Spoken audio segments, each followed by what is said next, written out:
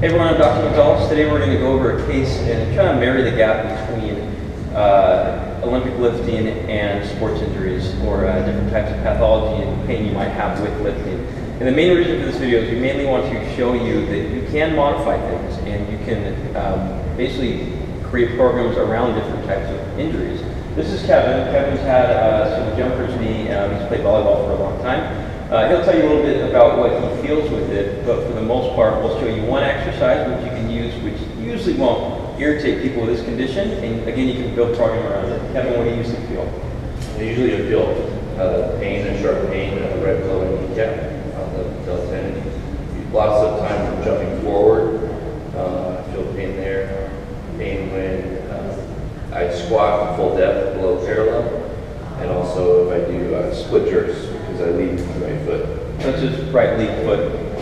In case Kevin is too low tone, pain on the front of the kneecap, pain with landing when he's catching lifts, especially the split jerk, and jumping, especially again it's called jumper's knee. So as we go through this, remember the first thing you have to address is mainly got to have a good positive mental attitude. If you come in very self-defeating on these things, you're like, well, I'm not going to squat because it's going to hurt, blah, blah, blah, right?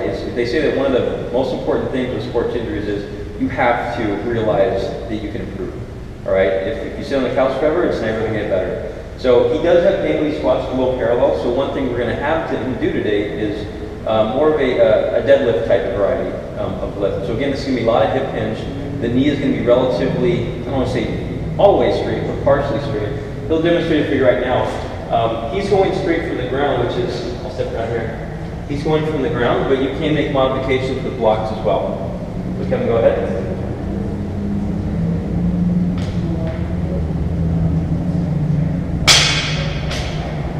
Now notice that, go down the bottom again, Kevin. Just notice that there's less knee bend in here than in a full squat. And that's why this type of thing is a little bit better on people that are lifting or that have knee injuries. Go ahead and try again. Now we're not going over perfect form for a deadlift today, and that's not the whole point of this. We'll go down a little bit more to about mid-shin. So right there, and this is, imagine he's suspended off the ground with blocks, you can drop it. Imagine he had using blocks or different types of plates to elevate that too. If people have problems getting even that low, then you can keep elevating this and work them into it. Now one thing to consider with, obviously we have to throw disclaimers in there, is that if you don't have good imaging, a good diagnosis, you should have it first, because if you don't have a good diagnosis or image, no one knows what to program you for.